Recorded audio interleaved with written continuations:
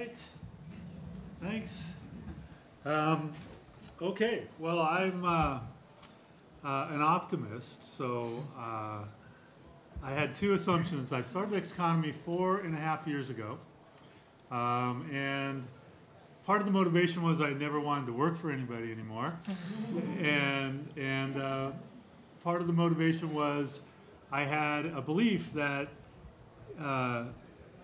in the end there is a market for high quality journalism, and someday, some way, that is going to be sustainable.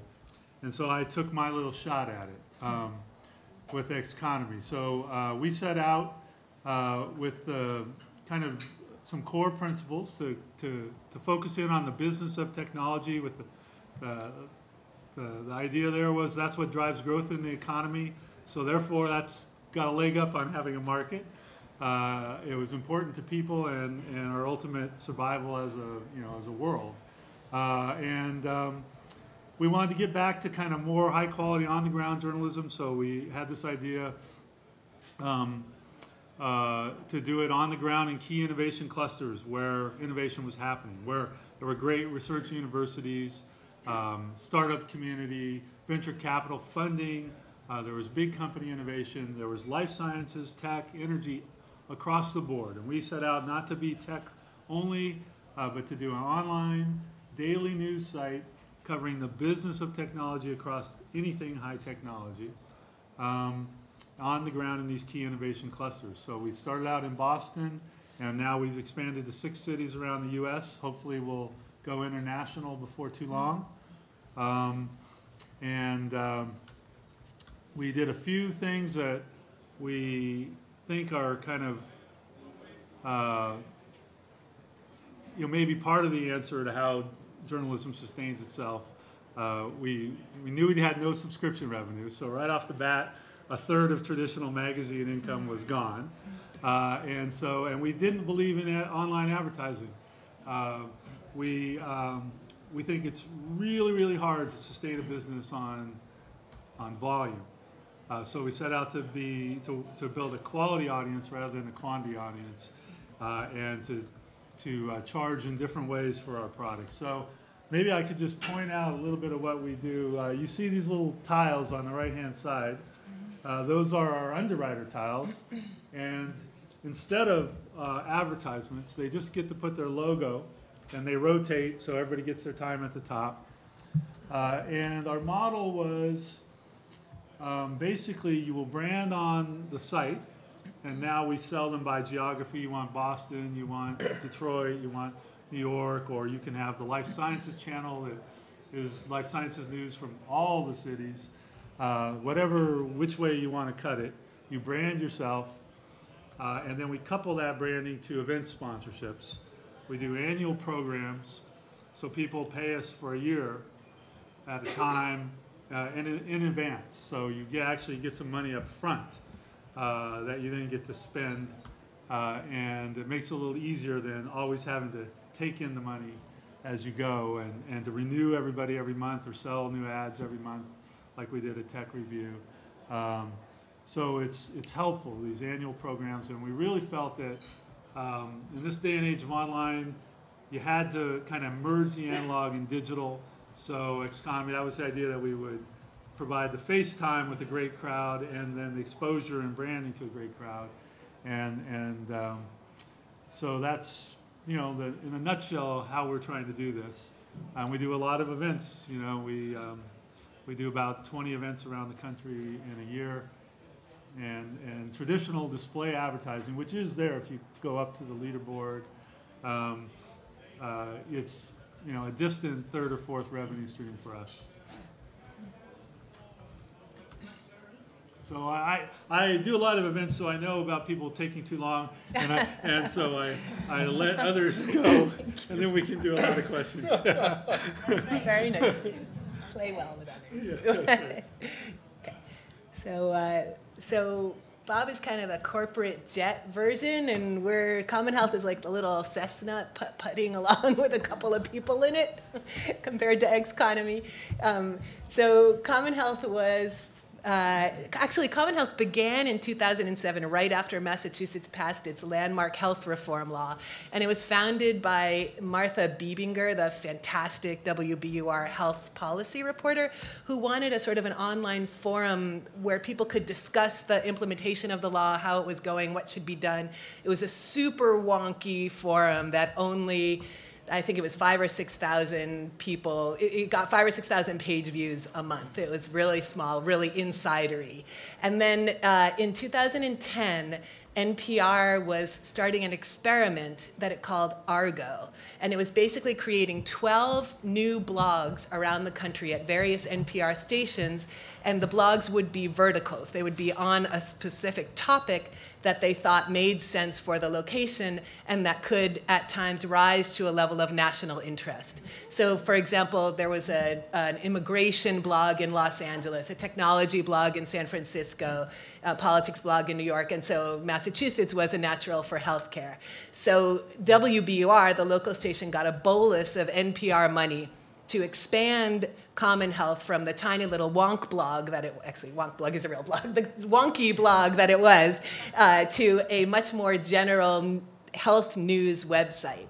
So Rachel Zimmerman, who had been a Wall Street Journal reporter for about 10 years, and I, who had been recently laid off from the Boston Globe and before that had been at the New York Times, were hired in a job share in which we each together make up one full-time slot.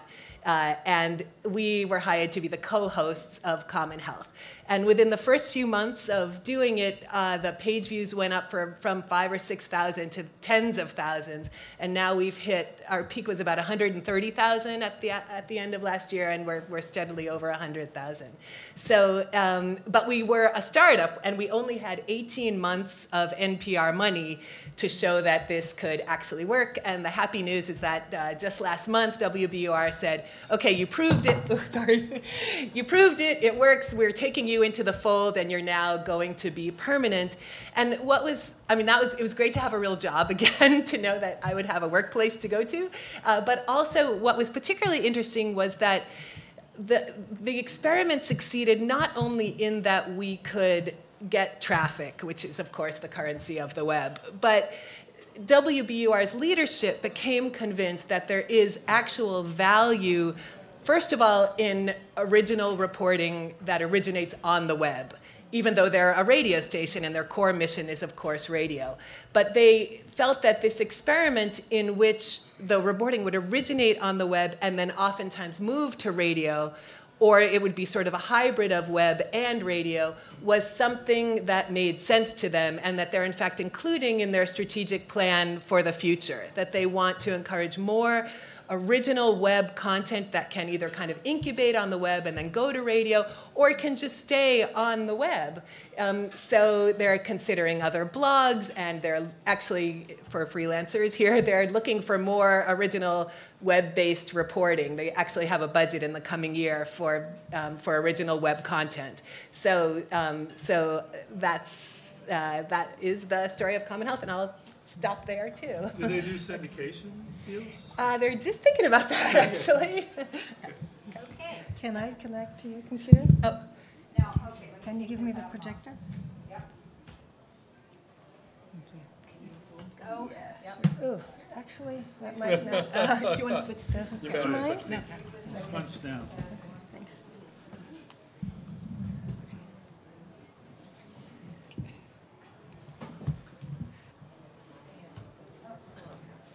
Okay, does that work? It should. Let's see.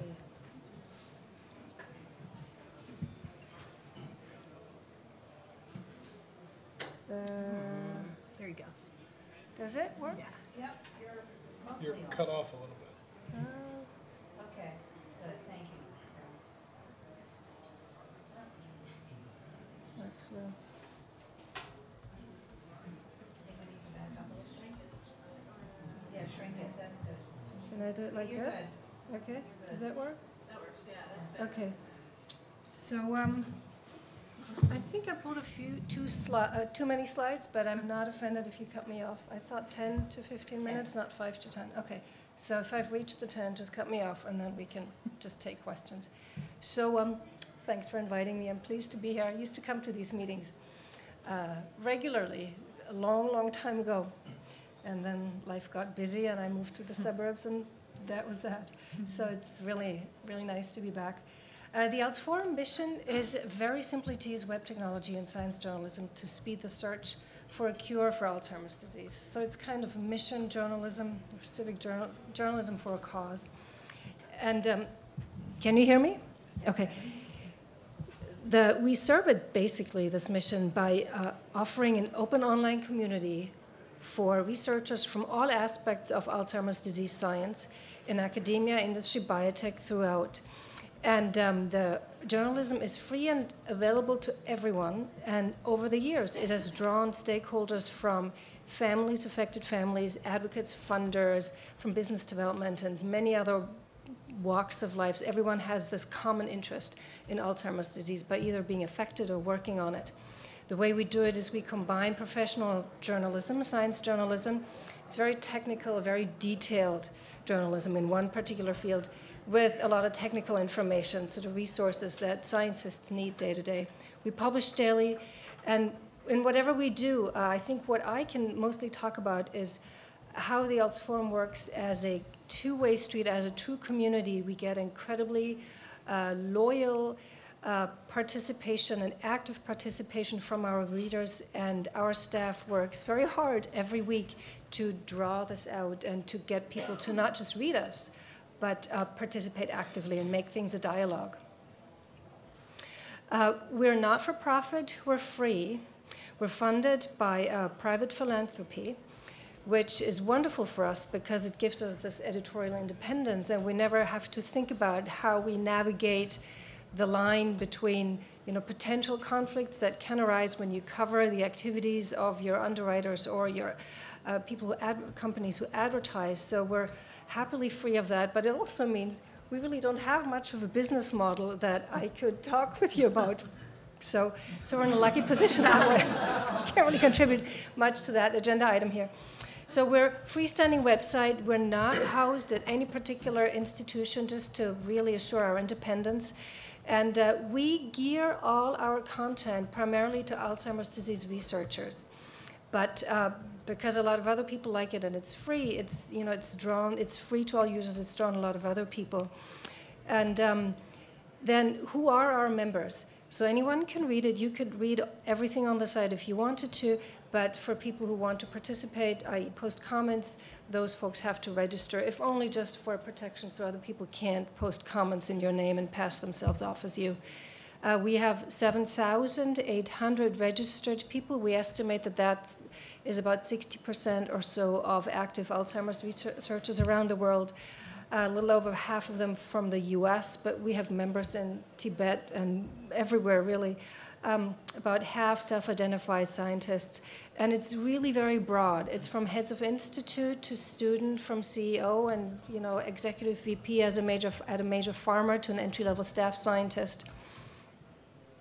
I think our readers, I know our readers, many of them, we survey them from time to time, use us as the primary source of learning for research. The majority come once or twice a week. We get a big peak on Monday after we send out a newsletter. And many, a growing number, have made us their homepage, and that's what we really want. We don't think we need to grow our membership because there aren't that many more scientists in this field, but we want them to come to the ALTS Forum and start their work day on ALTS Forum, checking what's new, and then going about their business. The ALTS Forum is huge, and I couldn't begin to walk you through it in 10 minutes, so I'll just mention briefly the central content pieces that make this a community. I think for the scientists, the central anchor really is the literature database. That's what they need every day. We do it with a download from PubMed every night. We have a huge complex search that combines basic research terms with clinical research terms across Alzheimer's and a number of other age-related diseases. There are all these, everything tends to get first diagnosed as dementia, but as Alzheimer's, but there are many other age-related forms of neurodegeneration that are relatively under-recognized, and we include all of those as well, and actually some are really becoming much more prominent these days. And then we annotate the literature database in various ways. The most dynamic part of the content is the research news. We cover news from journal articles in the traditional way. We go to conferences a lot. We cover initiatives. We really try to be forward-looking and anticipate what's going to come down the pike, what research is going to have to think about next year. Right now, for example, I'm editing a story about this topic of do you tell somebody who's cognitively normal that he has a head full of amyloid? Because the research has changed where people are now, it's really consensus that the disease starts, biologically speaking, 10 to 20 years before you notice the first thing. So that's a long period of time, and these biological processes can be imaged, they can be measured. Some of them are probably going to receive FDA approval this year.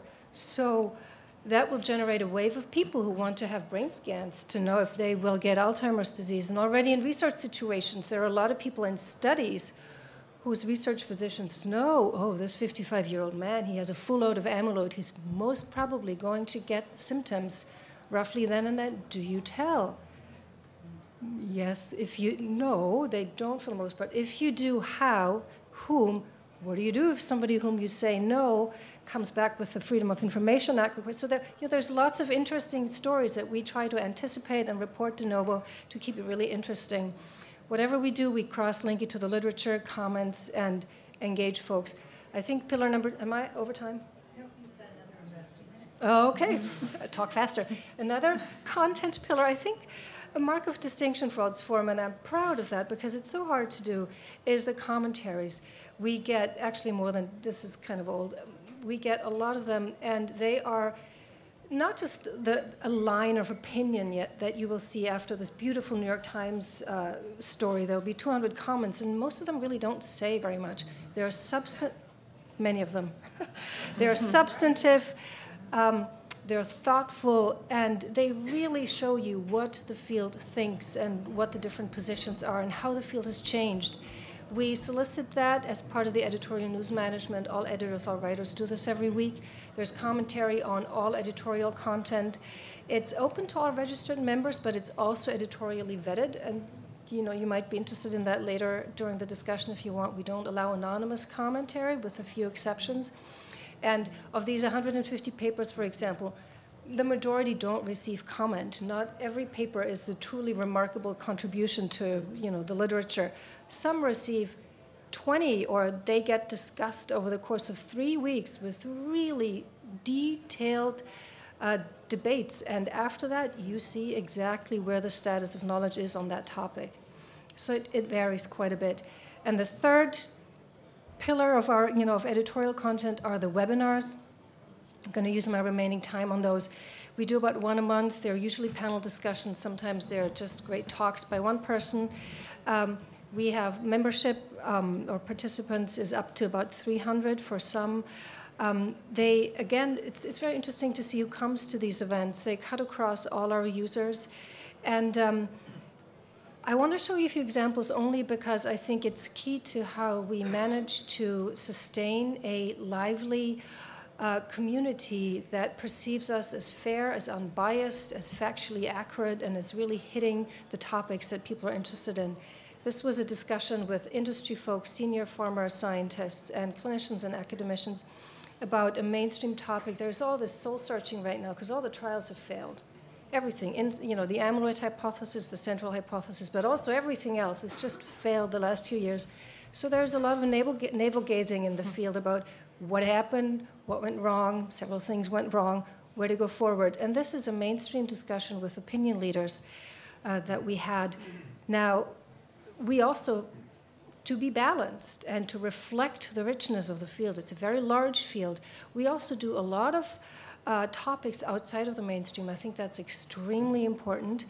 And this, for example, is a discussion about the same topic where a respected researcher said, no, you have it all wrong. This is how I think Alzheimer's disease developed. And we put a really highly regarded panel together on that. I think it's really important to feature young scientists, postdocs, students, to feature basic ideas, gee whiz science that bubbles up from the bench and the field hasn't really noticed. We've done this here. And then, maybe even the most important in a way for our respectability as a forum is to do, what I call here facetiously the hot potato discussion. This was a research field that was up and coming. We found it interesting. More and more scientists started to study it, and we covered it very closely. So in effect, we promoted it. And then at conferences, talk would start up, but there are serious flaws with this entire line of thought, and maybe a lot of wasted effort going into studying it. But whenever I tried to really address it publicly, people wouldn't want to go there. And then years later, a paper gets formally published challenging this hypothesis. And it's very uncomfortable, it's very critical.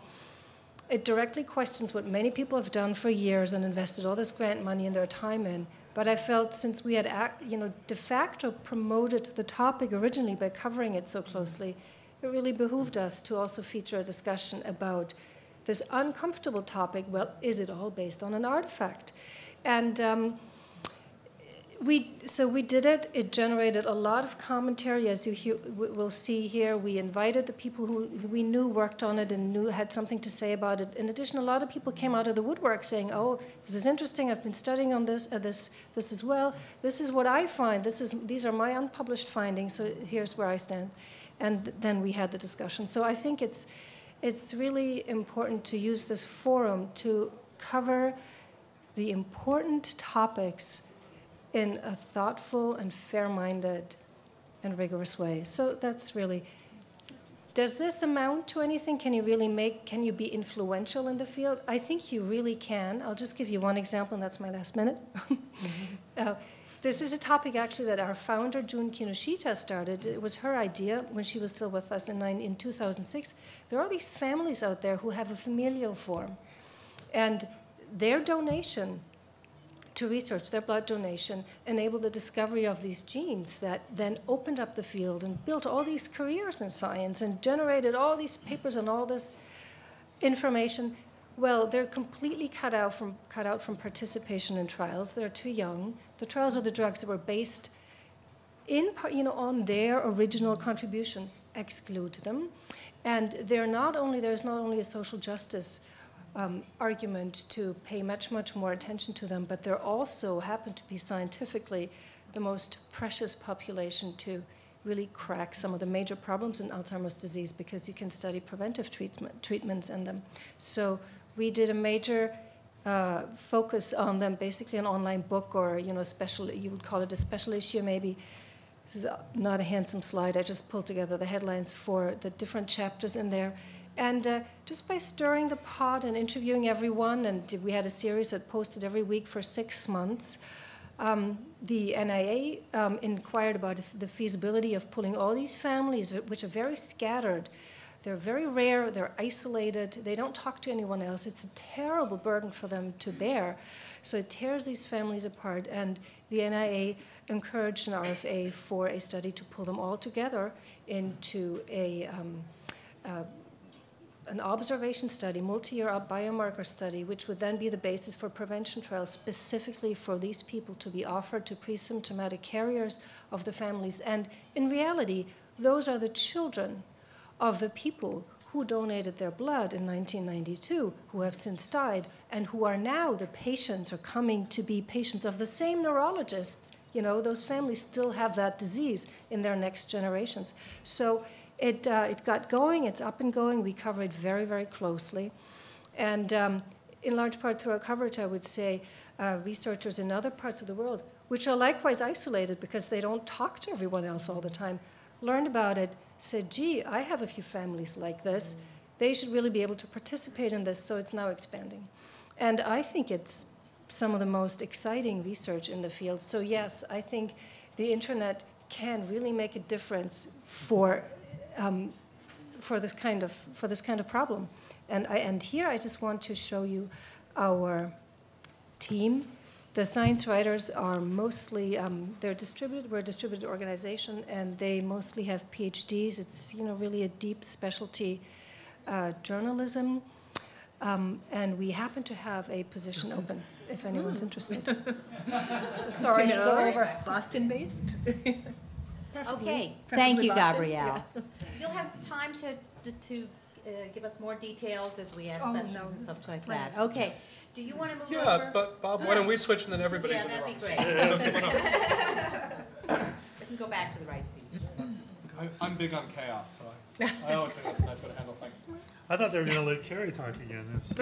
Well, that's a nice idea. In fact, yeah, if you're not keeping track of this, people can end up giving talks again and again and again as we all get back in seats. So I'm going to do my best to do the tech trick, which is to talk while I try to get the slides up, because I know that we've all suffered through this in the past. My name's Ethan Zuckerman. I'm the co-founder of a group called Global Voices. Global Voices is a citizen media network. It is a group that works really hard to sort of give you a view of parts of the world that you don't always get a view of. And you might think of this in some ways, no, actually I'm cut off, it's the resolution in your projector. We try to give you a picture of parts of the world that you might not pay attention to, and in many ways what this is a media criticism project that turned into a community that has turned into a really weird and complicated nonprofit business. So where this started was with my colleague Rebecca McKinnon and I. We were both fellows at the Berkman Center for Internet and Society, 2004 over at Harvard. And we both came in with sort of big chips on our shoulders. And the chip on Rebecca's shoulder was she had been the Beijing bureau chief and the Tokyo bureau chief for CNN. And every time she went home, no one had ever seen her. And the reason for this was that CNN was running less and less and less international content, and this was driving her nuts. I had just stepped down from a nonprofit that I had founded called Geek Corps.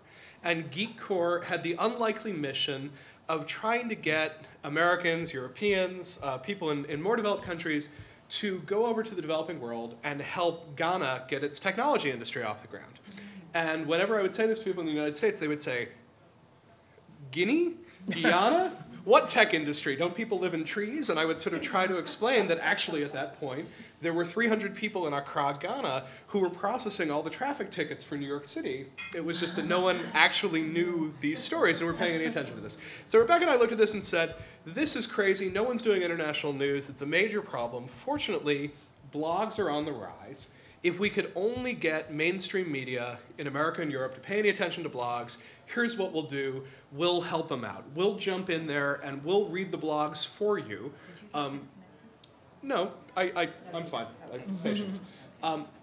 We'll read the blogs for you, and we'll try to help you get your way through it. And it turns out that 2 people turns out to be insufficient to cover the global blogosphere, even when you cut out the wealthy countries. So, you know, we sort of, for starters, we said, screw the United States, Canada. We're not going to do that. We're just going to do developing nations. And why don't you handle Asia? I'll handle Africa. I speak a little Spanish. I got Latin America. You get the Middle East.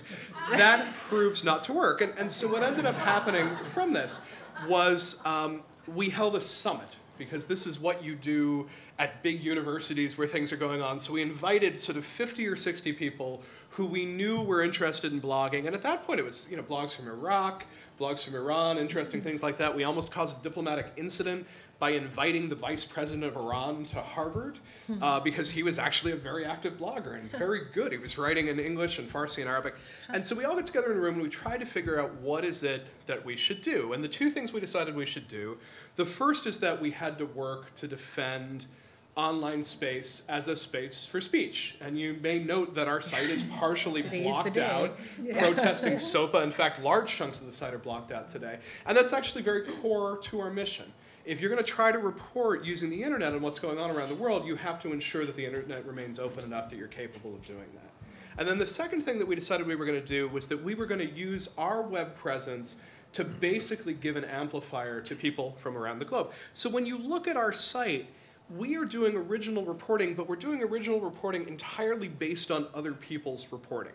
So this story on Pakistan in the time of rumors is basically this person, and I should have checked to make sure that I could pronounce her name before bringing this slide up, but she is in Pakistan. She's reporting on how the Pakistani, in this case Twitter sphere, is talking about rumors of a military coup by grabbing things out of that stream, putting them together with some images, giving some context and some history around this, so you can find out that conversation that's happening today in Pakistan by sort of following what we're doing with it. Now, interestingly enough, when we put these things up, one of the first things that happens is that other people in our community look at that and say, hey, I bet that's interested in new French speakers. And then someone grabs this, and then Suzanne Lay comes in, does a translation of this post, which then goes up on our French language site. So we sort of start with the global universe of citizen media, where it's not hard to find maybe 200 or 300 languages in there. We take inputs from maybe 50 or 60 in a given week. We put it out in English, which we usually use as the bridge language, and then we translate into up to 30 other languages, which we have multiple sites in. So it's all well and good when you have something in French. It gets a lot more complicated when you start running your Malagasy language edition. And points to anyone here who can identify where Malagasy is spoken. It's Madagascar, for all of you who aren't following. It's actually spoken by about 25 million people. It's just you've never met any of them. Yeah. But we have lots of them involved with their community, and they're really psyched about it. And so we managed to have an edition that is a surprisingly rich and complicated sort of portrait of global news coming through citizen media from Madagascar. Now, I should mention in all of this, this project at this point has now been running for about 7 years. In a good month, and a good month is where something bad happens in the world, because we basically thrive on bad things happening in the world.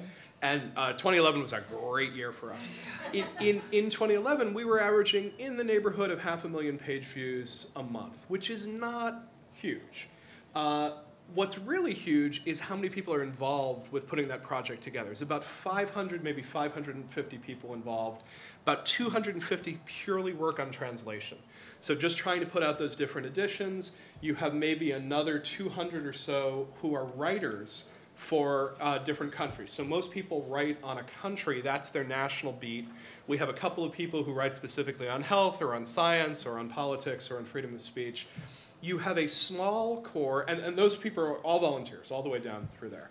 You have a small group of editors who have very, very modest salaries. I think our current salary is $800 a month to edit one of our sections. And a section is a continent or subcontinent or one of our major content areas or one of the major languages. Maybe 10 of our languages have editors associated with that. You have a tiny staff on top of that who are paid. We have no offices. We are, bizarrely enough, based in the Netherlands with our accounting done in Trinidad, with a US arm, and literally we only see each other every 2 years when we get together at an annual summit, which also moves around the world. The last one was in Chile, this one's in Nairobi coming up in June. And so this whole thing sort of exists as this bizarre global conspiracy, brings in maybe $900,000 a year, which turns out to be all you need to run this when you're doing this mostly based on volunteership and love. Mm-hmm. Interestingly enough, I actually think that that sort of volunteership and love piece of it can be a fairly sustainable model. So at the core of this, there are 4 or 5 people who are working full-time on this. We have surprisingly little churn within that community because people are sort of able to come in and work on this when they care about it. And what motivates people to work on this tends to be the passion about people paying attention to their country in a specific way at a specific time. So we've been able to build up this community from a few dozen up to the sort of 500 over a very long period of time. The money that we need to support it comes in through a pair of things you may be able to see, and not just on the Malagasy site, that we don't do advertising. And our reason for this is not actually some sort of principled stance. Our reason for this is we did the math, and we make very little money off of advertising. It's actually just screen real estate we didn't want to lose. It turns out that having an audience coming from 200 countries and having the US represent less than 20% of your audience does not make advertisers happy. And even if the people who are reading you are generally media professionals and folks with doctorates around the world, most ad networks couldn't care less. And so we've sort of priced it out, and the amount of money that we can make from ads ends up being a rounding error. So we do things much closer to an NPR model. We have a couple of major foundation sponsors who sort of pay for the whole thing, and they often pay for specific aspects of it. So we have a group called Rising Voices, which works very specifically on saying, can you get citizen media to work in really strange and obscure parts of the globe? So we have a project called Blind Dates going on in Greece, which is working to get the blind community in Greece blogging and using citizen media to talk about their lives. We have a project in Segu in rural Mali trying to figure out what it means for Malian farmers to use citizen media to talk about issues. And so we have foundations that are very specifically interested in these. These groups, by the way, are getting $5,000 grants. That turns out in many cases to be enough to sort of convene a group and have them sort of move forward in what they're doing. There's another set of funders for us who are very focused on the advocacy side of things and the work that we're doing specifically around free speech. So some sign up for that. Some sign up for sort of our version of sponsored content. And the way that we do sponsored content is sort of in the same way that you hear on NPR, such and such foundation is paid for content on Japanese-American friendships. We try to look for subjects that we would already be covering, and then we look for UNHCR, which will sponsor us to do a series on refugee issues. Now, we do refugee issues. That's absolutely something we do, but that allows us to put some more in-depth time into it and bring it to the fore. We also do direct fundraising from our community. I wish I could tell you that that made a substantial part of our donations. It's less than 5%. But what's interesting about this is even with this very heavy foundation dependency, we have not had to worry about the lights getting shut off. And the reason for that is that we often find that we are the first to topics that people were just otherwise missing. So my favorite story to tell at the moment, the spark of the Arab Spring is Tunisia. And where Tunisia really starts getting crazy is on December 17 when Mohamed Bouazizi self-immolates. We start covering the protests in Tunisia on December 20th. So we're a little late, we're 3 days in.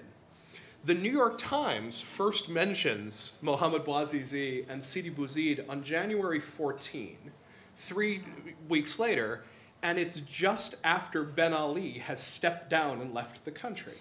So for a good chunk of time, the only way to follow the story is as a citizen media story. Now, conveniently, it helped that 2 of our Tunisian volunteers were working very, very hard to overthrow the Tunisian government. And there's really no better way to get a story than to have a community that's sort of actively working on all of this. So we had the bizarre problem during our Tunisian coverage that our best Tunisian blogger ended up locked up by the government. And so he was in prison for 10 days, during which we really needed him to be reporting. By the way, we get locked up so often that when you join Global Voices, we do a risk assessment on you. And if we think you're likely to end up in prison, we register freeyourname.com just so we can be ready to do it when you get out. So Slim Amamu was absolutely in our dangerous pile. We had the Free Amamu slide all up. What was great about this was Slim gets released the day the government falls, and the next day he can't work for us because he's been named the Minister of Youth and Sport. So it was very inconvenient for us, but we managed to get around it. The trick is that you don't always get lucky. And we do deep coverage of issues like Uganda's protests, which never sort of got up to the level of attention that Tunisia or Egypt. And if you look through our special coverage, you'll end up seeing issues that you sort of know that you care about, and you'll see a ton of issues that you probably haven't heard about. And this sort of gets to my last point, and I promise it is my last point. It's great that we exist and that you can read us. Mostly, this is not the audience. Well, maybe this is the audience we're trying to reach. What we're generally trying to reach is mainstream and often broadcast newsrooms. We exist so that someone at the New York Times who suddenly hears, gee, I should pay attention to Tunisia, has a whole mess of content they can draw from. Everything we do is Creative Commons by, which means you can do whatever the heck you want with it. As long as you credit us for it, you can cut and paste our stories and run them in the New York Times. I'm not saying it's happened, but it has certainly happened in some other places. And that's the point. We exist to provide a resource for mainstream media to cover parts of the world that they don't normally have access to. When we succeed, what it means is that people are covering stories that they might not otherwise have covered. When we fail, we give deep coverage to an issue that we care about, like the change of government in Madagascar a year ago, and we get thoroughly ignored by the rest of the world. But when we measure our success and failure, it has very, very little to do with 500,000 page views. It has almost everything to do with that amplification piece of it and the fact that we're able to keep a community excited about this. That's great. Thank you. It's fascinating.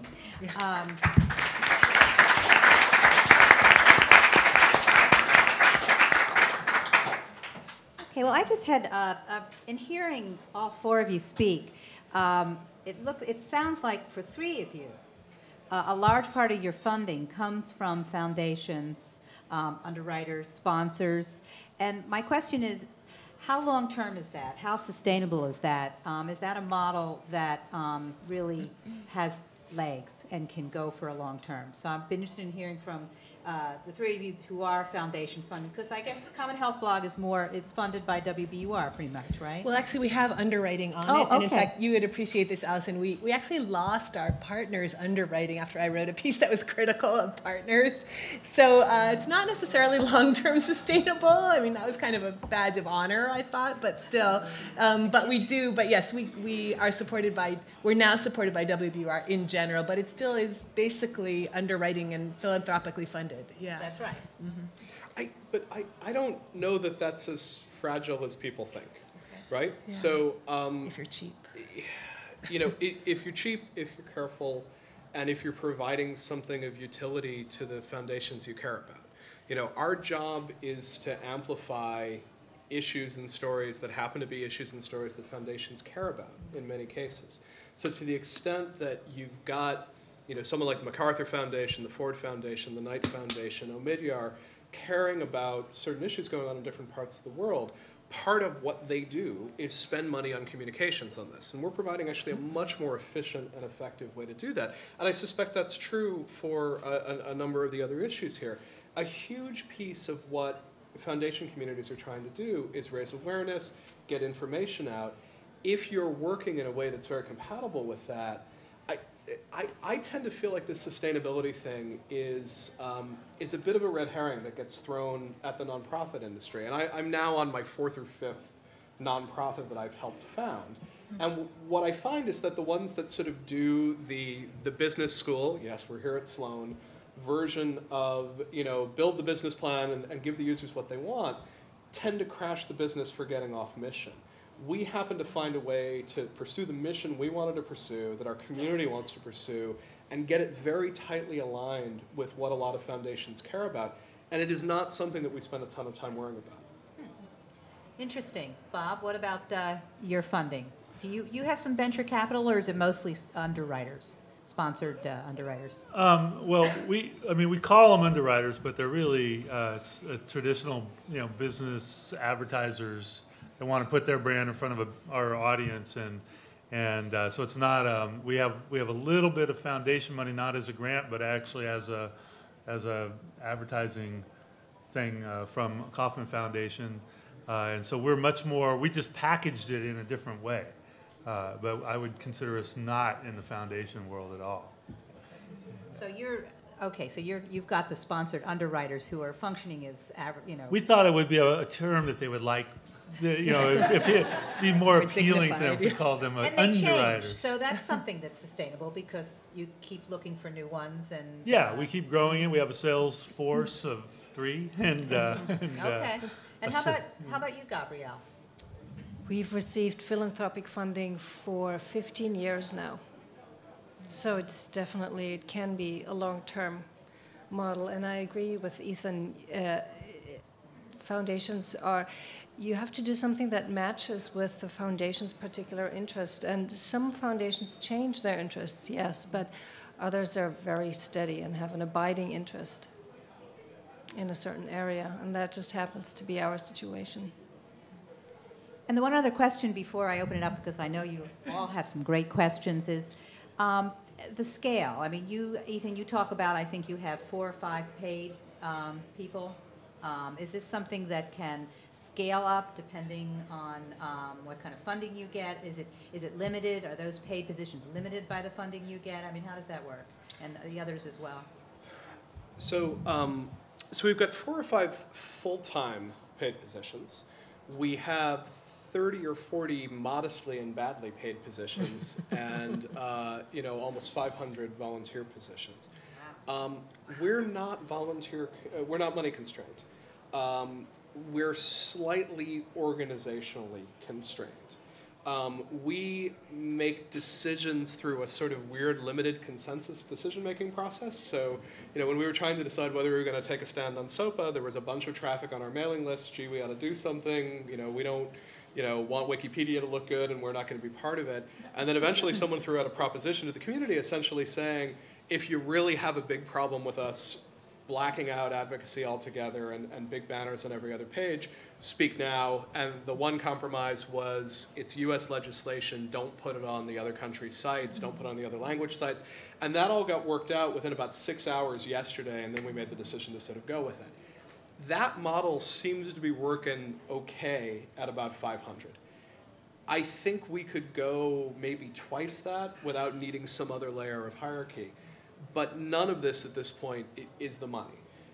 If we had, $2 million more a year, we might try to do video, basically. We might try to basically have a print version of this and a video newsroom version of this with professional production and such.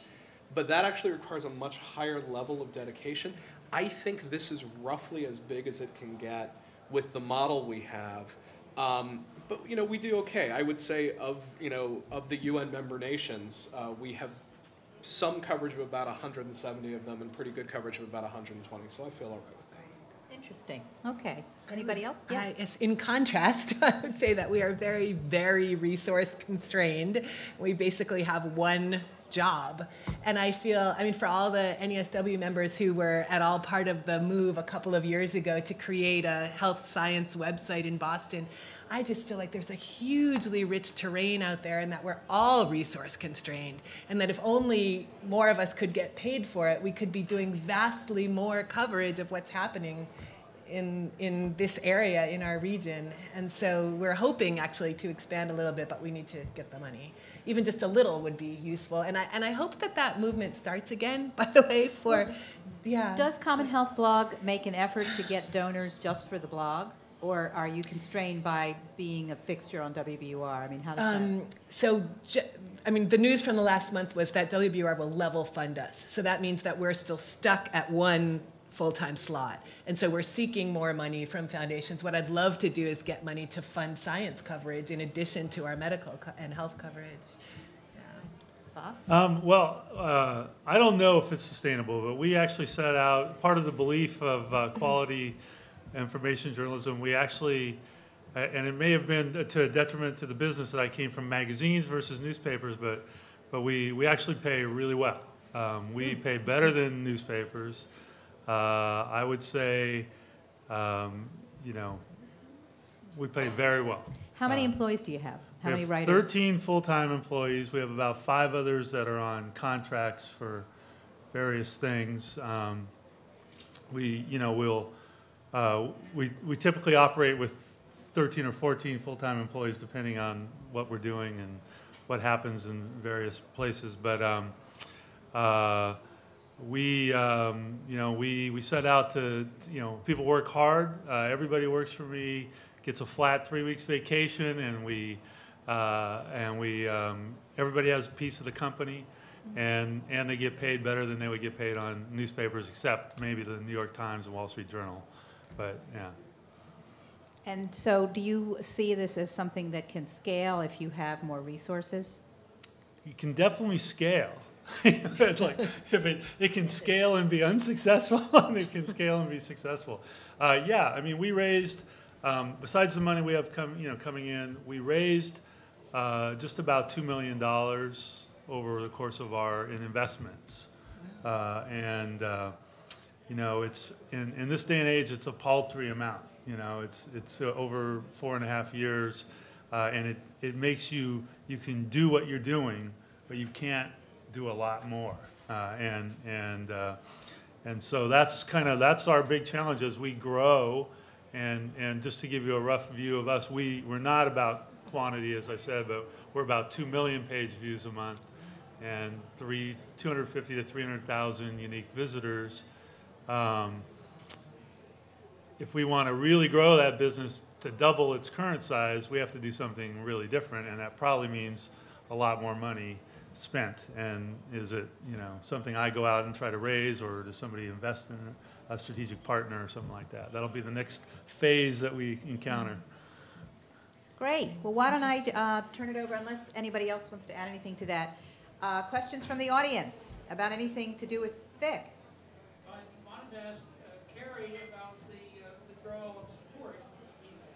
You are involved in an area where horrible crunches are coming over medical care and cost containment. I think your lead item was a deal between partners and Chubb. There's increasing cutbacks coming as the U.S. economy grapples with the budget deficit. So he's wondering what that portends for the future of common health law. Yeah, so I think there's a couple of separate issues there. First of all, Partners is huge and fabulously wealthy, and the post that I wrote that they objected to was about the fact that they basically they are a nonprofit technically, but basically what that means is that they set their profit, they sort of juggle their books so that they still end up with several $1 billion over a 3 or 4 year period to invest in capital investment. So they're swimming in money, and they just didn't like that being pointed out. And so they still certainly could have kept underwriting us if they'd wanted to, but they were mad. And that's good, that's fine. But even partners now, there's a huge cost crunch coming definitely in healthcare, and it's been largely immune from a lot of the recessionary forces, and that's ending, it seems like. So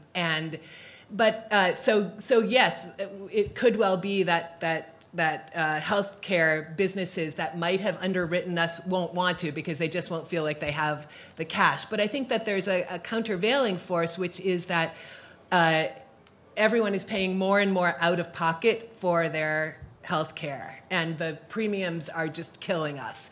And so part of what Common Health tries to focus on is ways to be more, to encourage more transparency about healthcare costs and to help everyone as healthcare consumers and patients to shop better and to figure out better how the system works so that they can navigate it better. And so I think that the demand for that will be growing at the same time that the industry itself becomes more cost conscious. So I hope that doesn't mean that we lose all funding, but we are now covered under the blanket WBUR funding, so that does give some level of security. Question. Good answer. Thank you. Other questions? Back there, and then you. Yes, go ahead, all the way in the back. Elaine. Yes. Yeah, I'm wondering, for those of you who started your own sites, how do you get funding before you're established, and when you're first starting, and you don't have credibility, and you don't have an audience, and you get people to back you? Did everybody hear that question? How do you get funding? How did you get started with funding? How do you get people to back you when you're first starting up? Bob? Everybody hears about entrepreneurs being so young and never having done anything. It would have been impossible had I not been editor-in-chief of Tech Review and had a track record that I could go to investors and say, this is what I'm trying to do, put together a business plan and pound on a lot of doors, and you talk to a lot of people and you learn from each one, and I would just say don't start out with your prime targets because you're going to mess up the first ones, and you learn. I didn't learn that, by the way.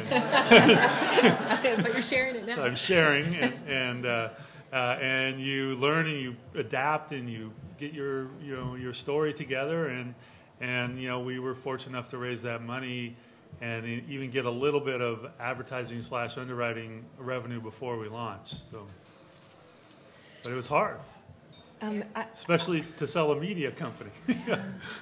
I might suggest that, so this is like this horrible time and this wonderful time in journalism, right? Because there's all this opportunity in new media, but it doesn't pay a thing. And I was at the Online News Association conference, and there was the Yahoo News booth, and I stopped over, and they said, "Oh yeah, you can write articles for us, and we pay $5 an article."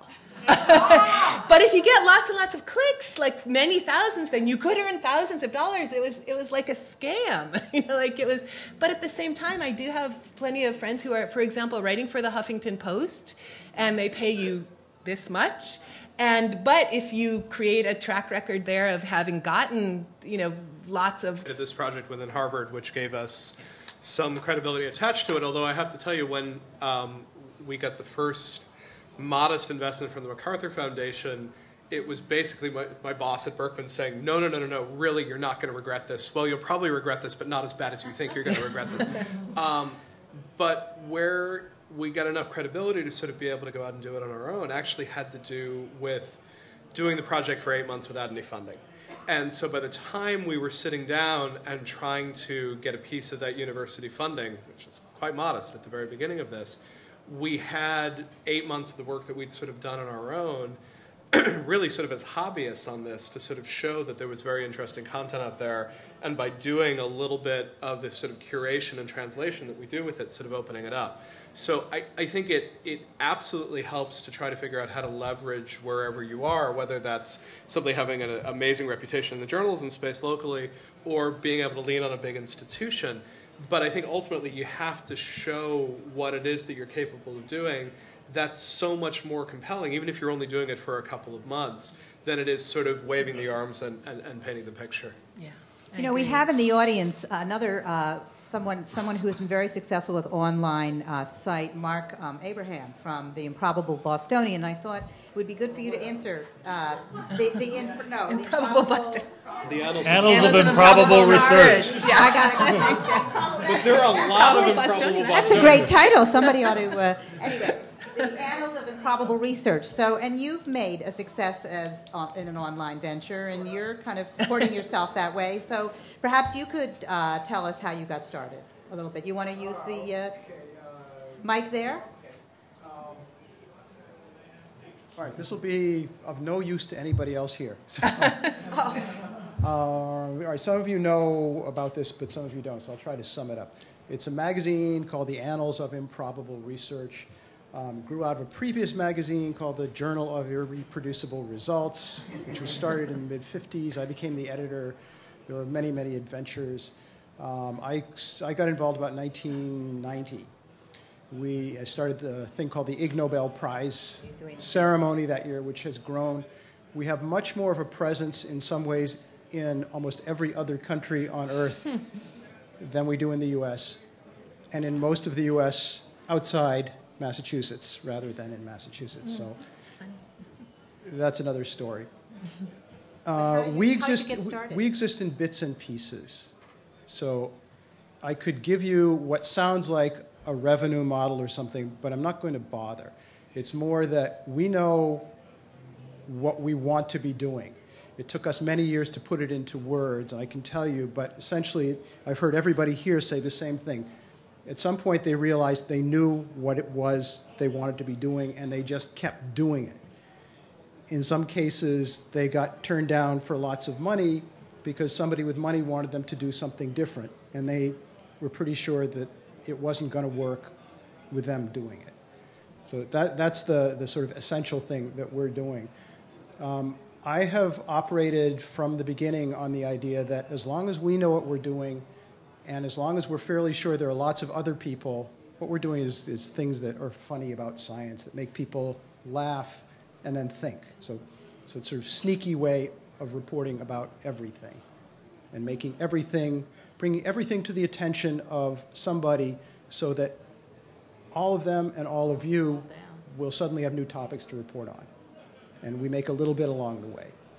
And I always figure that if we keep doing this, somehow or other, after the first few years, it was clear we were consistently making enough to support me and part-time some other people. And that's never changed. It's been very steady. I don't fully understand why, but I don't think there's any business that fully understands why it's stable either. The many pieces, none of them is making us anything close to rich right now, but all of them are doing reasonably well. There's a newspaper column every week. That's in England. There's the website that brings in a little bit of money in various pieces. There's the Ig Nobel ceremony that brings in ticket money and some sponsorship stuff. There are books. There are just quite a few different things. And I always figured if we do it well, any one of these has the potential at some point to grow much larger. because somebody else will come and hook up with us. I think there's a lot of this thinking here in various ways. And that's happened in bits and pieces, and some of them started to grow rapidly, but usually the partner blew apart in some fashion. In some cases, a huge partner like a magazine or a newspaper or a TV network or something, but those things happen. But I always figure if we just keep the thing going, it's like a garden with many pieces, and any piece can conceivably grow into something much bigger. And as long as we can do it well and make it attractive for other people to want to read and to want to be part of, that's, in a sense, all I know how to do. But we try to do it really, really well. I mean, does that Yeah, that's give very any kind helpful. of I just coherent wanted to, answer? yeah, because I wanted to bring it to everybody's attention what Mark does. And somebody over there who was standing had a question. Do you still have a question? You're all set? Okay, go ahead. Yeah, I wanted to ask what kind of proactive strategies you have for building an audience online beyond just putting up great content. I mean, there's so much talk about community building on Facebook and Twitter. Have you done a lot of that, or do you find just putting up great content is enough to build your traffic? Are you in this country legally? I'm just joking. I'm just joking. I thought I recognized you as a, yeah, okay. We go back. We have a, it was a bad joke. Okay, as long as she's okay. I'm not going to answer your question. I can answer it if you No, want. I'm You got it. We're relentless self-promoters. Good for you. We try really, really hard to get people who visit the site regularly to sign up for a newsletter. So out of the 500,000 who are showing up, unique visitors a month, 25,000 are now on an email list, and they get a daily email essentially saying, here are the stories you might want to check out. So one of the things you'll find about the site is that the site's unreadable. There's too much that comes up on it. There's no way you could, I gave up on reading our product in 2006. There was just way, way, way too much. And now I read the digest put together by our friend who does that. The other stuff that I end up doing is that everybody in the community, all 500 of them, have a vested interest in promoting their own content and figure out pretty quickly that you do better if you promote other people's content as well.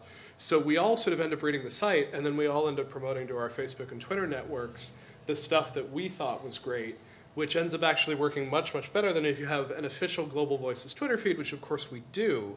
But the stuff that really gets hot is when you see someone giving someone else in the community props, and then everybody joins in, and then you've got the collective audience of one chunk of those 500 people sort of joining in and doing it. So again, for us, the mystery of all of it is that those 500 people keep working on the project, and that's in part what gets us the traffic for it. Yeah, we do a lot of Twitter tweeting and linking to other people and spreading the word about our stories and posting on message boards and all that kind of stuff. We think you have to do it now. We've surveyed our readers numerous times, and we run into them. Our readers are our sources also. We run into them at conferences all the time. And for the most part, they're actually not interested in us tweeting at all.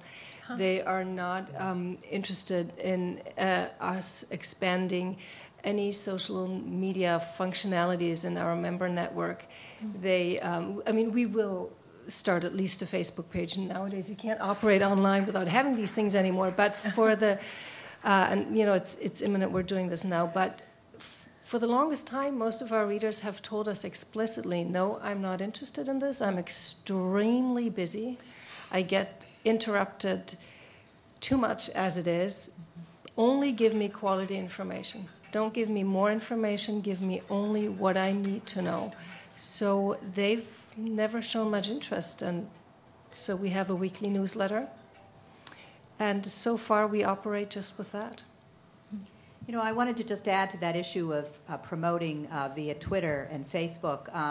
I tell my students the 80-20 rule for people who are most successful on Twitter and who have the biggest followers. These are the people who basically put up other people's links 80% of the time and promote their own stuff 20% of the time. And those are the people that are most successful on Twitter and have the largest followers. And I'm not very good at it myself, but just wanted to pass that along. I had a question, and you already, I think, Ethan, do this, you have a lot of collaboration with a lot of countries and people all over the world. But I'm wondering, the other groups, do you collaborate with other journalistic organizations? In other words, anything along the model of ProPublica and the New York Times or ProPublica and NPR? Have you ever thought about trying to collaborate with other entities or community organizations, either in Xconomy or Common Health or whatever? Just curious. We do somewhat. There are some sister sites that have sprung up following the Else Forum model. Actually, the editor of one of them is in the audience here, Pat. We used to work together, and now Pat edits the Pain Research Forum. There isn't that much direct overlap on the research side between what we do and what Pat does, so we don't collaborate much, unfortunately, but otherwise we would. The first sister site is the Schizophrenia Research Forum, and with that forum we're very friendly. We collaborate with them more. We exchange content, we cross-post, we adapt it to each other's sites where it's relevant to both audiences. We partner with some other groups to fund additional science writers. For example, we have a partnership with Prize for Life. That's an ALS nonprofit in the Boston area that operates by the prize model, like the X Prize models. And they co-fund a science journalist on our staff to cover ALS. And there's quite a spectrum between ALS and frontotemporal dementias, which in turn reaches into dementias and Alzheimer's. So they help us cover this spectrum diseases, so we partner with other journalistic groups. Interesting. In that way. Okay, so you do have that model. How about you, Bob? Have you thought about doing that, or? Well, we don't take anybody else's content, but we do a lot of cross promoting of events. We definitely believe in pointing to other people's articles and taking a more. We interject our own voices into the story. We say, hey, there's a great story over here, or we actually take an approach to journals like, there's 3 different versions of this, and we're not really sure which one is right. We think that's actually accurate reporting because you don't know what's right, and you're more upfront about that. You would never write that in a traditional publication. It actually builds your credibility when you say, I think this means something. Sometimes, and so we do a lot of that and pointing to other people.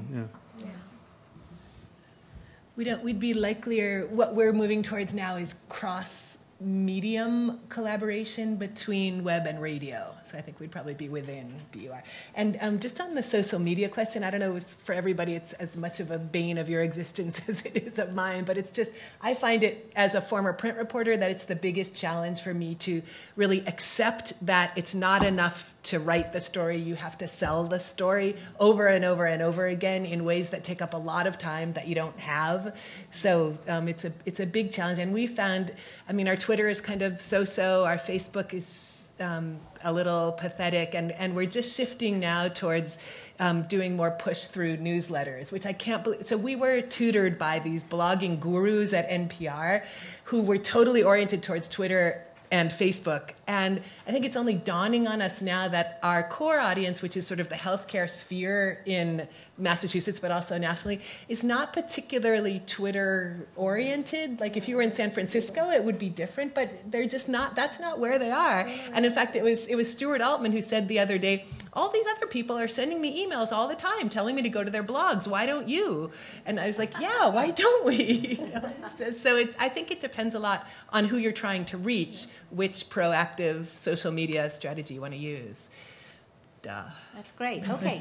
Other questions, Debbie? For me, yeah, it's like, yeah. This is for anybody. We saw some banners up there about SOPA and PIPA, and I wondered if somebody could talk about the possible implications of this bill, and is it likely to be passed, and what it might mean for you and us? Good question. So I'll try to be as compact as I can. SOPA is the Stop Online Privacy Act. There's a parallel piece of legislation in the House called PIPA. They're both oriented at the same problem, which is sites like the Pirate Bay, which operate outside of the United States, which provide a lot of links to copyrighted content, which probably does cause genuine harm to music and movie publishers. The bills are crafted in a way that do a lot of inadvertent damage in trying to prevent US users from reaching these, what you might call rogue sites in other countries. And the specific harms that they end up doing, they end up requiring US ISPs to block access to certain sites in a way that's, for those of us who work in internet censorship, very reminiscent of actually how Vietnam is doing it, which is by altering their domain name system, which is really weird. Second, by requiring search engines, with a very broad definition of what constitutes a search engine, not to link to those sites. And third, and maybe most critically, the bill appears to overwrite parts of the Digital Millennium Copyright Act of 1998, which was a really interesting and important piece of legislation that provided safe harbor for publishers of online material, essentially saying that if you, say you're YouTube, you host a lot of content, if a piece of that content happens to be copyrighted material, prior to DCMA, there was a good legal argument that you, YouTube, were responsible for that content and you could be guilty of contributory copyright infringement. What DCMA did was say, as long as you do the right things as an internet service provider, as long as you take this notice, you alert your user, if the user can't prove that it's their content, you take it down, you are held harmless from liability.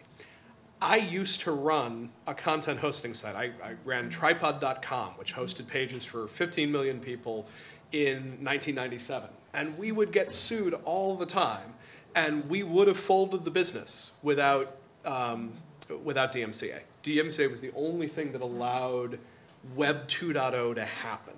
And one of the reasons that Web 2.0 has happened in a US context is because the safe harbor has made it possible, whether it's Twitter or Tumblr or YouTube or any of these sites, to hold themselves harmless from that liability. So the reason we over at the MIT Media Lab put up a banner today was to basically say, if you care about innovation online, this matters. The reason Global Voices has one up is that in the international battle for free speech, accusing someone of copyright infringement is one of the best ways to silence them. And usually what you get with censorship is very indirect censorship. No one wants to say, that's prohibited political speech, you don't do it. You sort of say, hey, you know, these guys are revealing trade secrets, or these guys are violating copyright.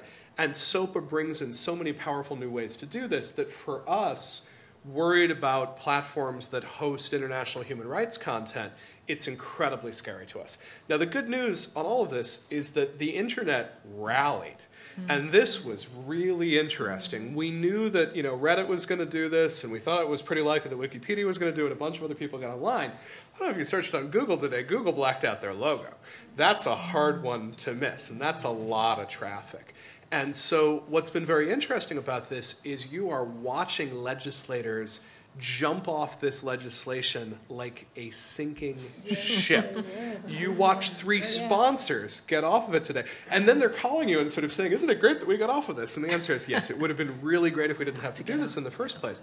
The coolest thing about this is that I think a lot of people are figuring out that the internet turns out to be a very powerful political mobilizing force. You just need to coordinate. And what was very interesting about this was you had a first player in this. I mean, you know, Reddit's not in charge of the internet, but they have enough of a reach that when they stood up and sort of said, yeah, that's it, 18th, we're on board, a lot of other people used it as a seed crystal for a protest that was big enough that it's gotten an enormous amount of media attention. You should see a good wave of stories on it tomorrow. A quick follow-up.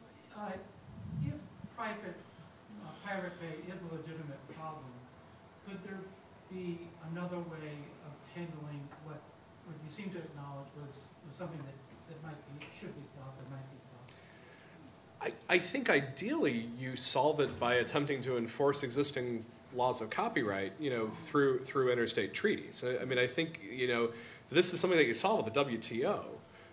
You know, Sweden's a WTO member as well, and you know, these existing laws sort of exist to do that. We've generally tried to avoid extraterritoriality in internet enforcement, and generally speaking, the only places where we've had this sort of extraterritorial enforcement is when other mechanisms have failed. But it's just, for me, I find it very peculiar that the same way that the Thai government tries to project insulting content of the Thai king through you know, their laws preventing insults to the royalty are being implemented in the same way that we're trying to implement copyright. And when you think about how widespread copyright violation is, you can imagine this very, very patchy barrier. I think this is the sort of thing you've got to work out via international law. I don't think the technological solution gets there without causing really, really serious harm to the systems we have in play. Interesting. Good. Yes. This is mostly for Bob and maybe the rest of you too. With online journalism in particular, you're giving away your content for free. So when you were first shopping your business toward investors, who are you defining as your customer base, and what service were you providing them that they would pay you for? Well, we start with our readership. By writing great stories about the business of technology, we were drawing entrepreneurs, technologists, professors, students in these fields, anyone interested in innovation. That's a very well-educated, high-profile audience. And so we were drawing in and targeting as our customers people that were targeting emerging growth businesses, whether they were like selling computer systems or software or services to those, whether it was legal services, accounting, real estate, all those things. So we defined our readership as the innovation community, and the underwriters that support that are the people that help you fund, build, grow your companies. So they want to be associated with the content. So by being there, every time they read a story, they're getting their brand. That's what branding is. And then because we had events, they were actually getting a chance to meet those people in person. Do you feel like your niche? How do you feel like what do you do differently than your competition does? Like, because you're such a specific niche, do you feel like that's more powerful for you, or do you have issues? For instance, I mean, how do you compete with BITS, New York Times technology blog? By ignoring them, not even thinking about them.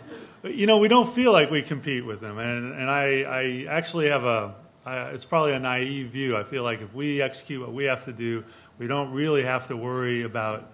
There's a market for millions of, for lots of great publications in different forms, and so, but what we do differently is in-depth stories every day. Much more in-depth. We'll have, sometimes too in-depth, 2,000, 3,000 words on deep profiles of companies. We do it across, it's very hard, we do it across disciplines. So like none of the kind of people you might think of as our competitors, VentureBeat or GigaOM or TechCrunch or something, none of them do life sciences.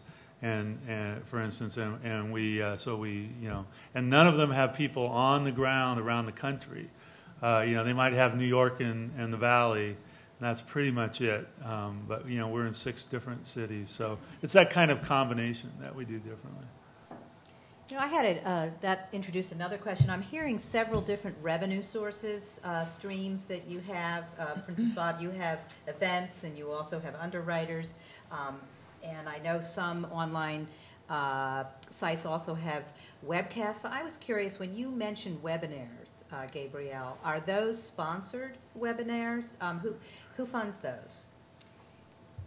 Same source. Everything on the ALTS forum is completely free to everyone. It's always been like that, and we try to keep it like that. We've been interested in expanding our funding sources more, and we've asked around and developed some proposals, but we ran into the paradoxical situation that the existing funders in our field, they said to us, "What? You need money? You've been doing this for free for the whole world for 12 years, for 15 years. Now you need money? We have gotten used to you doing this for free, so please go away." They didn't say go away, but they were surprised. We'd have to make a case that our funding dries up, and it hasn't really. So we have the great luxury of focusing on in-depth content, and that's that's really my great overriding focus. Interesting. Have you thought, Bob, for instance, about webcasts or webinars, getting them sponsored? Because I know that, for instance, trade publications, they're a big source of revenue for them. For which publication? Trade publications like CIO Magazine and Computer World and those kind of controlled circ publications. We cover drug online. discovery a lot. We cover drug discovery a lot, and we also cover it critically. We cover failed trials. We cover poorly designed trials. We cover phase 3 studies that, based on the phase 2 results, maybe should never have been started because the phase 2 results were a little massaged and they were really weak. So I think in order for us to have that freedom, it would make it harder. We've thought about a virtual trade show and having underwriters, but then you get into these tricky discussions of how you keep the lines bright, and we really want our readers to just trust us. So, you know, we're lucky and we're holding on to that. Hey, I just want to jump in a little on that point, because that's something we get asked about, I would say a few times a year. You know, are you blurring the lines? Because you got all these underwriters up right there, and maybe one of them's EMC or Microsoft, and you're writing a story about them, or what about you do all these events and they might be sponsoring the events, and it's interesting to me because at Tech Review we had big Microsoft ads, you know, and we had big EMC ads and big ads from people we would write about, and nobody thought about it because it had been defined traditionally as a separation of church and state, and we do the exact same thing. You know, nobody messes with our content. We don't do any deals for our content, and that doesn't matter if it's a written word or you know, an event. No sponsor gets a seat at the table, you know, and we convince them that that's why we have that great audience out there. Because if we started doing that, they would start watering down, and you wouldn't want to reach them. So I think it's a real issue because online has been thought of as something different, that people think that somehow the lines are blurred, but they don't have to be blurred at all. It's just traditional journalism. So you're not in favor of keyword underlining and things like that. Does everybody know what that is, where advertisers pay to underline a word, and if you click on that word, it goes to an ad? That's happened in some online news sites. I'm just curious about it, but it's a scary phenomenon. Yeah. Other questions for any of the panelists? Yes? I just have one very specific for Gabrielle. Because you said that you've been funded by private philanthropy for 15 years, but you never really said, did you have to go and get it? I mean, are these like family trusts of people who are afflicted with Alzheimer's, or does such and such foundation decided to give you a long-term grant that's renewed, or I mean, what is the nature of that kind of funding? So the funding originally started over a dinner conversation between, I think in 1994. This was a few years before I joined. I'm not the founder. Between a co-founder and a philanthropist who had an interest in Alzheimer's disease.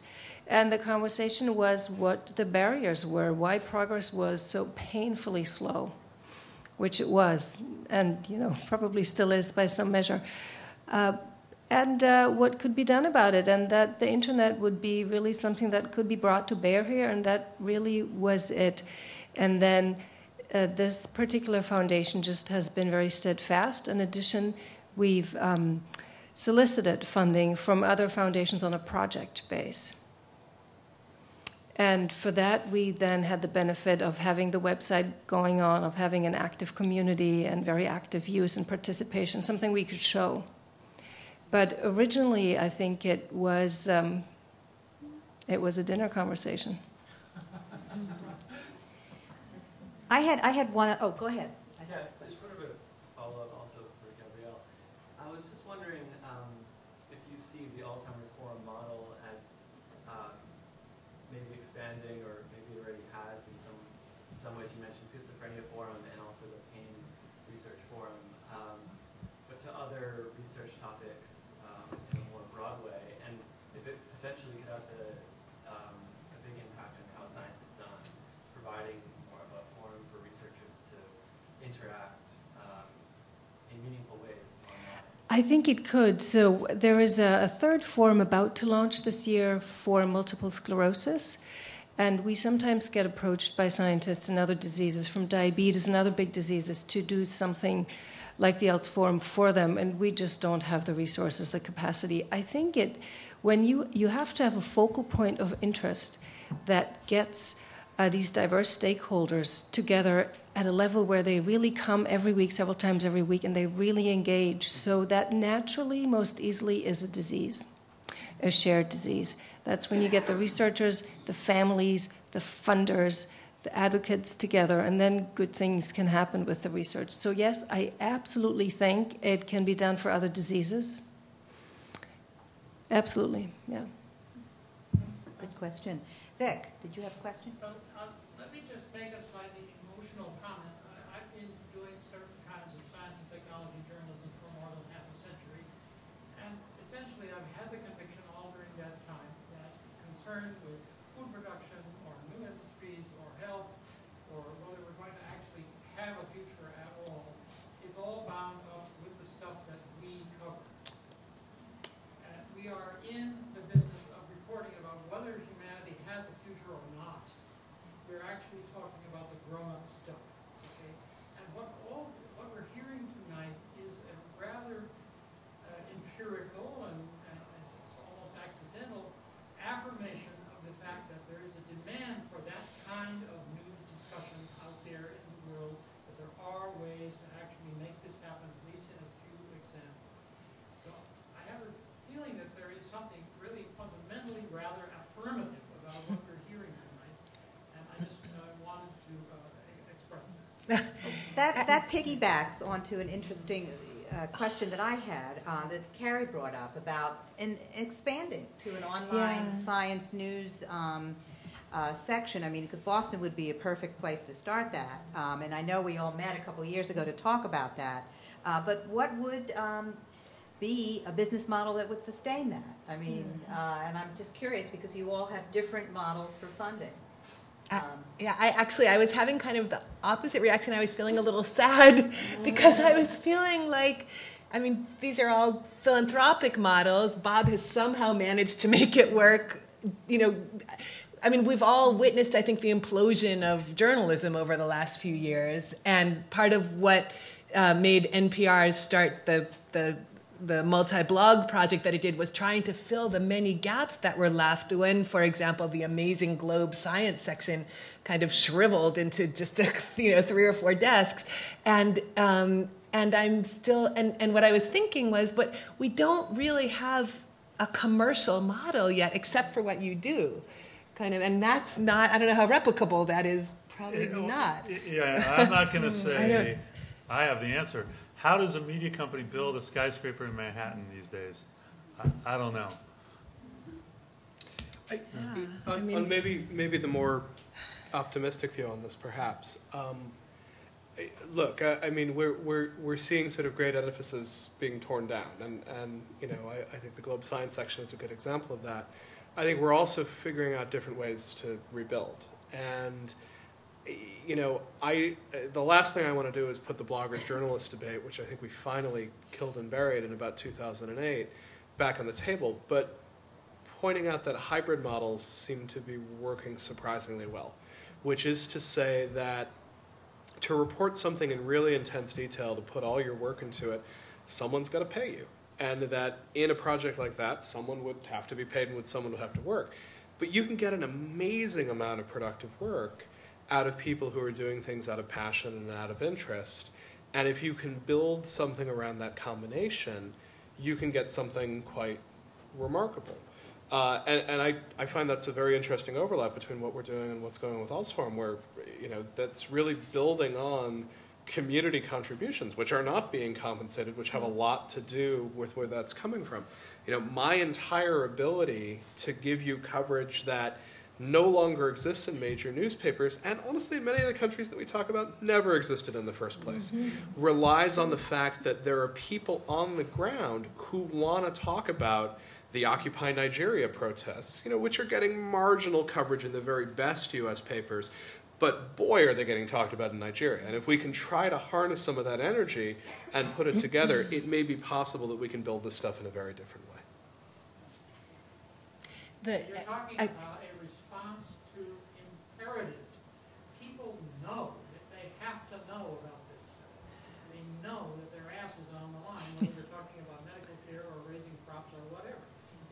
People, the passion that is there is partly people listening to what you have to discuss if you're going to have a future for humanity. And you people are, in some sense, obeying that by doing what you do. You are responding to what are actually imperatives. Yes, but you have to get paid for it, or else you really can't afford to do it. And that's why, that's the message you then have to carry to your funders.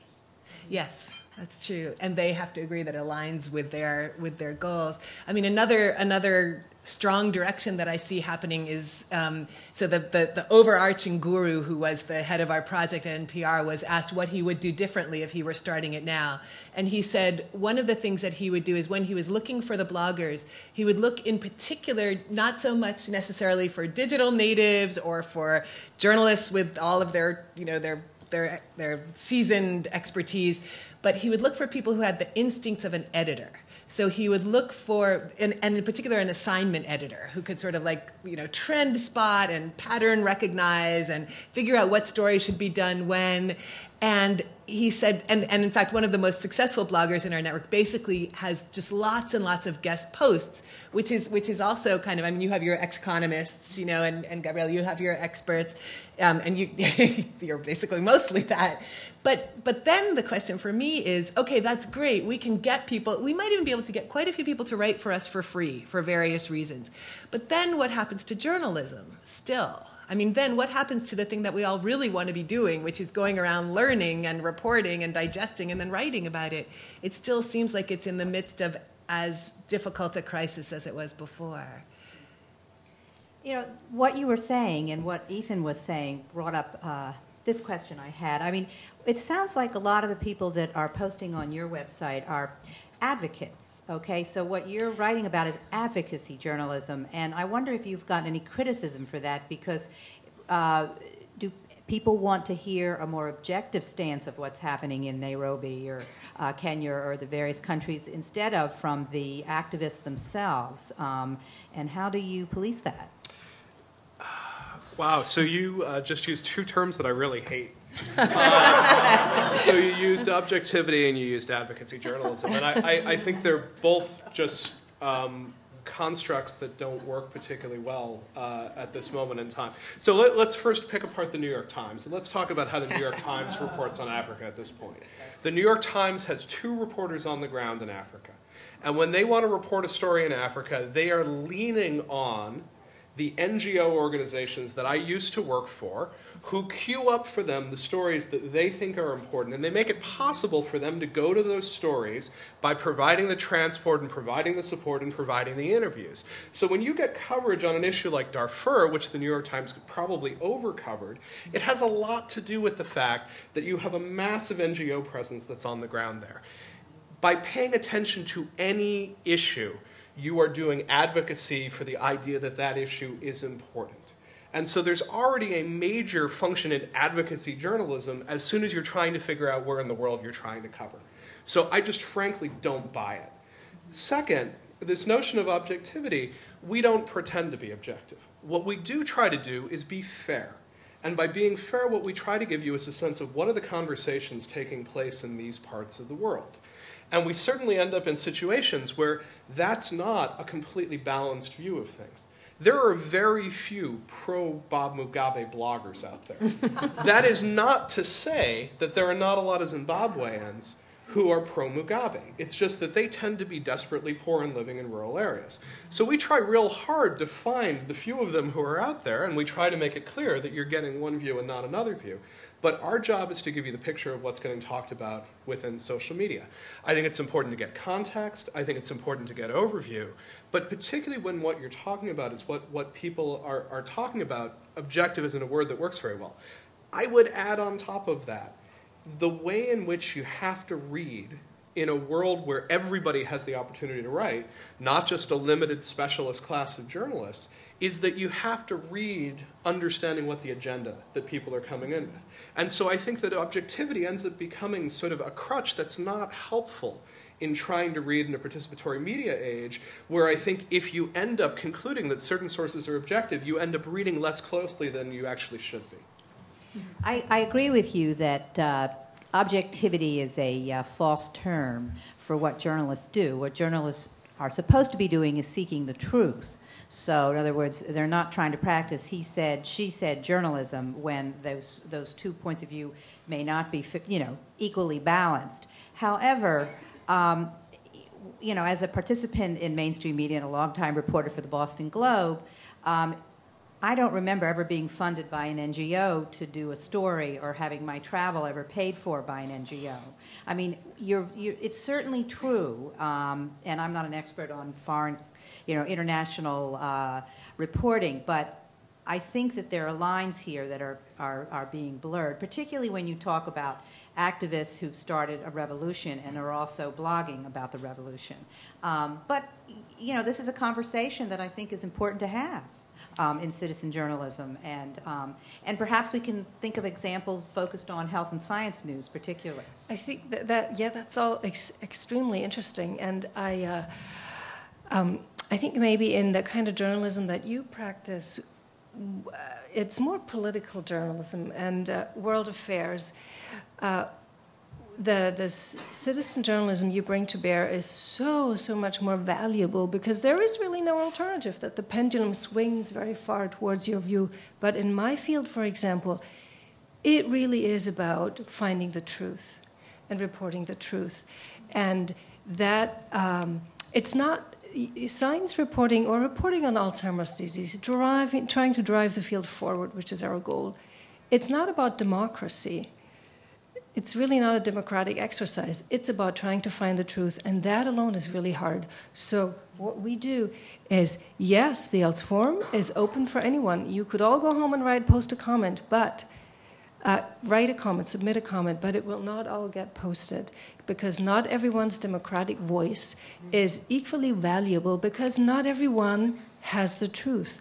And that's where editorial management comes in. And sometimes when I have a discussion going, it'll go that way that I solicit commentary from people who really know the subject well or people I know are actively interested in it and really want to say something about it. But then there'll be 10 additional commentaries, unsolicited, coming in, some of which are really valuable, some of which need a little bit of editing, and then they're really valuable, some of which need a lot of editing, and then they may be valuable. Others are just a waste of our readers' time, and we reject those. And that really needs editorial guidance. So I reject comments every week. It's just not, it's not a free-for-all, because then what happens, we've had that too, then what happens, the people who know part of the truth, because they work very hard on this topic all the time, and they live it and do it, they will get turned off by a lot of irrelevant commentary. And a preponderance of fringe voices, and then these folks don't come anymore. So we find editorial management very necessary, and we really try to search for the truth. Anybody else want to comment? Or just that the new catchphrase is transparency is the new objectivity. Have you heard that? So. What does that mean? It means if you're open about your biases, it's okay to have them. Okay. Okay. All right, good. Any other questions? Yes. Yeah, just for Ethan, you talked about volunteer contributors. The Columbia Journalism Review has been running a series of articles about websites. They're all in the United States. And one thing that keeps coming up, they're small editors, is that when they use unpaid volunteer contributors and so on, they may have a lot of enthusiasm, but often they don't have much in the way of reporting or writing skills. trying to put their copy into shape is more trouble than it's worth. That essentially you get what you pay for, and if you don't use professional journalists, it can be very problematic. So I'm noting as I'm sitting here that I'm in a room full of professional journalists, and I'm feeling increasingly like perhaps I wandered into the wrong room today. But so the question, as I understood it, was: are there circumstances in which volunteers are basically more work to get them to the point where they're publishable? And wouldn't you just be better going with professional journalists in the first place? I think. One of the things that happens with us is that many of our volunteers are professional journalists. And many of our volunteers as professional journalists write for us because it's a way of getting their voice out to a prominent international and global audience. And many of them have sort of worked with us and had their careers sharply improve in the process. We certainly do work with authors, and we will often put a lot of editorial work into trying to get that author to improve. And there are authors who we've let go because they're not able to improve and they don't get anything out the door. But I am often surprised by the caliber of people who are willing to sort of come in and write. Many of the authors we get are, by the way, authors for established publications who they can't get to cover particular stories or topics, often because the objective journalism in that country is controlled by the state in one fashion or another, or controlled indirectly by the state. It's rare that you get state censorship. It's usually that you're going to lose sponsorship from state business or state-affiliated business if you go in certain directions, and so the stories often end up with us. So in many cases, we're often getting some of the best work being done in a country because we're a medium in which it can come out, as opposed to the professional journalism within that space. It's great. Richard? Another question for Gabrielle. I get the sense that the forum, while it encourages a lot of commentary and analysis and so on, it's not exactly an open science process in the sense that original results are published there first. And I'm wondering whether there is a movement within the Alzheimer's research community to try and speed up things through some of these open science approaches in the field of cancer that I'm aware of. For instance, there are some people who are taking investigational drugs and compounds at very early stages, sending them out to people saying, work on these, see what you can do, see what applications you can find, and only later is it a proprietary thing goes to a drug company. I would think Alzheimer's would be a field that would be that might be sped along that way. I'm really not aware of anything like that in Alzheimer's. We've talked about it occasionally. We've never really seriously worked on it yet to get something off the ground. But there are sites that are doing this very well now for many diseases, though not Alzheimer's yet. I think there's Patients Like Me, for example, if you know that site, founded by Jamie Haywood's brother, Ben, I think. And they started with ALS. And this is a communal site where patients join and they report what drugs they take, what side effects, what doses in great detail, and then they use that to analyze that data. And it's extremely interesting, and they've expanded that to at least 20 or 30 diseases now. So other groups are doing it. We're not doing it. I don't know anyone in Alzheimer's disease who's doing it. Any other questions? Or will, go ahead, Mark. Gabrielle, you said two things way back when that I've been thinking about for the last hour.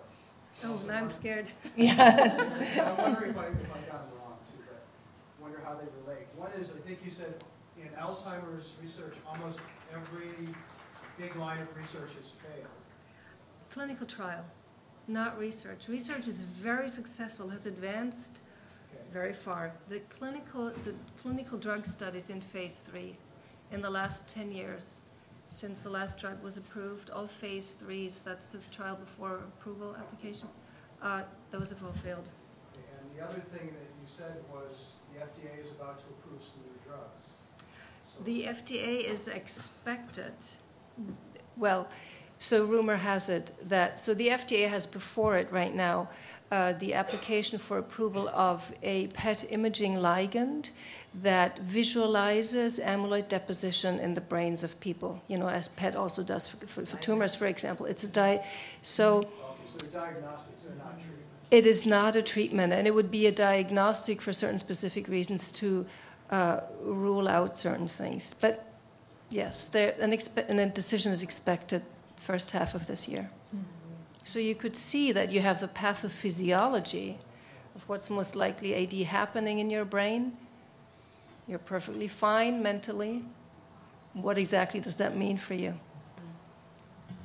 Okay, well, I think we're going to wrap it up. I want to thank our panelists. They've been wonderful.